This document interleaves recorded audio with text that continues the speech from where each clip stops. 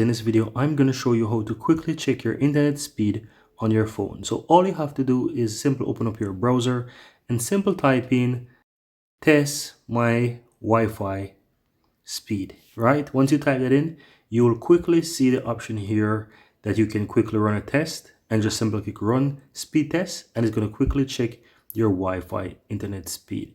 And as you can see, it's currently checking. Mine is testing my download speed, and it's going to quickly do my upload speed as well.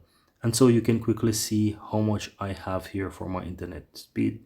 Keep in mind, if you have different internet option on your Wi-Fi, let's say you have Wi-Fi, you have a 5G, and you also have the lower internet speed, you want to change that and ensure that you have the best Wi-Fi. So in my case, if I do a swipe down and click on Wi-Fi, you can see that I have multiple internet and I also have my 5G. So if I switch to 5G, for example, and run another speed test, this one should give me a faster speed. So I will run a speed test again, and as you can see right away that I have a faster internet speed. So you want to ensure that you're connected to the faster internet speed. Let's say if you have a 5G available, you can connect to 5G, and that's going to give you a faster internet speed.